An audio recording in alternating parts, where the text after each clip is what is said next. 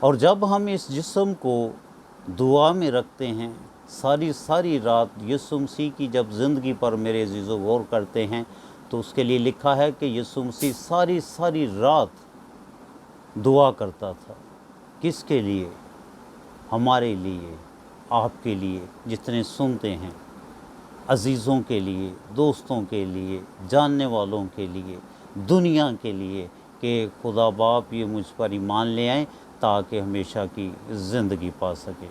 تو میرے عزیزو، اس جسم کا ہم نے اس طرح استعمال کرنا ہے۔ دیکھا کیا گیا ہے، ہوتا کیا ہے، ہم جب سے پیدا ہوتے ہیں تب سے خدا کی طرف ہمارا رجوع ہوتا نہیں ہے اور پوری عمر اپنے کام کاج میں گزار دیتے ہیں۔ اس جسم کا تو استعمال کرتے ہیں لیکن صرف اپنے فائدہ کے لیے، کہ میں اس جسم کو استعمال کروں اور اس سے پیسے بناؤں، اپنے فائدے کے لیے، اپنی فیملی کے لیے، اپنے عزیز کے لیے، ماں باپ کے لیے۔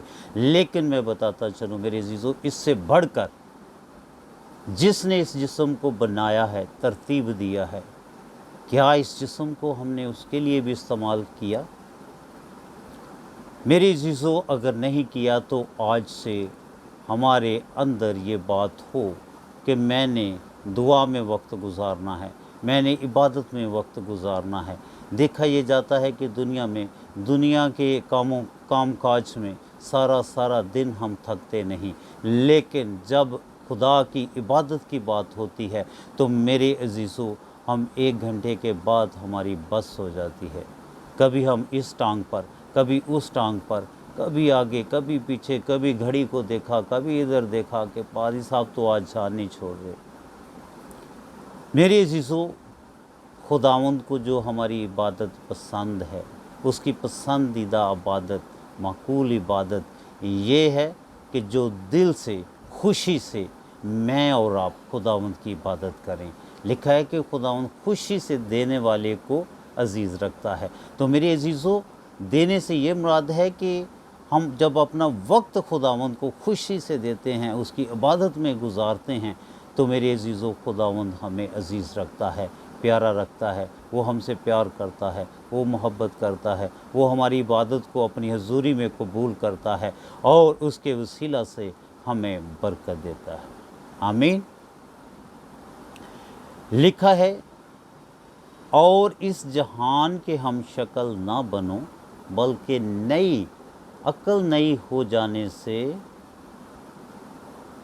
اپنی صورت بدلتے جاؤ اور خدا کی نیک اور پسندیدہ کامل مرضی تجربہ سے معلوم کرتے رہو۔ اس جہان کے ہم شکل نہ بنو۔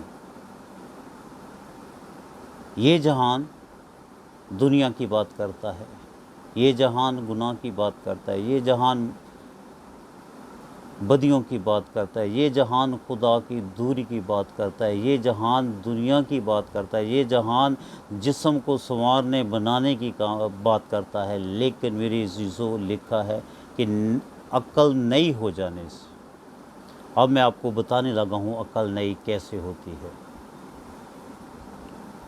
بڑی عجیب سی بات لگتی ہے، عقل نئی ہو جانا، یہ کیسے؟